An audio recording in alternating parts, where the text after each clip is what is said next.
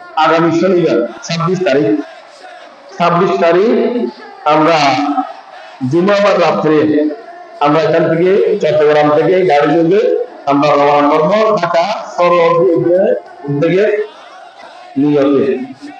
আমরা সেখানে যাব। সারা বাংলাদেশে প্রত্যন্ত অঞ্চল থেকে সকল দরবারের পীর সাহেবগণ নিজ নিজ দায়িত্বে এই কথা ব্যক্ত করেছেন যে আমরা আমাদের দরবার থেকে আমাদের সমস্ত মূল্যায়নকে নিয়ে গাড়ি যোগে আমরা সবাই সরোবর উদ্যানে চলে যাবো। বলুন সুবহানাল্লাহ। বিশাল একটা এই সমাবেশ হবে, বিক্ষোভ সমাবেশ হবে। আমাদেরকে আমাদের যে মনের ভাব, আমরা যে ফিলিস্তিনের পক্ষের মানুষ, ফিলিস্তাইন ফ্রি ফিলিস্তাইন সেই পক্ষের মানুষ, সেই স্লোগানের মানুষ, সেটা আমরা জানান দেবো। আর ইংরেজকে এবং আমেরিকাকে আমরা জানান দেবো আমরা সম্পূর্ণ মুসলমানরা দলের মধ্যে গুলিয়ে নাই। আমরা সবাই দিন থেকে জাগ্রত হয়েছি। এখনো পর্যন্ত বাংলার জমিনের মুসলমানরা আছে ফিলিস্তিনের পক্ষে কথা বলা। বলুন সুবহানাল্লাহ। যাবেন তো থাকতে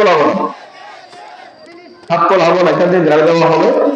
আপনারা জুমার রাত্রিতে ইনশাআল্লাহ গাড়িতে উঠবেন। সকাল 10টায় মিছিল শুরু হবে, সমাবেশ শুরু হবে।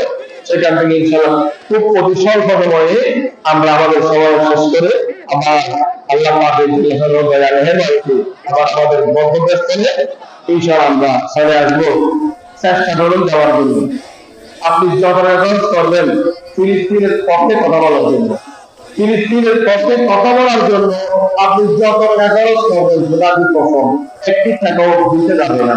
আর আপনি ফরওনা লিসাইহি ওয়া ইন্নাহু কাদিবু। আল্লাহ বলেছেন ইসলামের জন্য, দ্বীনের জন্য, হকের জন্য, ইসলামের জন্য যে ব্যক্তি কোন কাজ করে তার আমলটি কখনো দিতে যাবে না। তার আমলটি ফেরেশতাদের মাধ্যমে আমি আল্লাহ রেকর্ড করে রাখবো। কালকে আমাদের ময়দানে ফিলিস্তিনের মুসলমানদের সঙ্গে ওদের ভাষণ হবে। বলুন সুবহানাল্লাহ।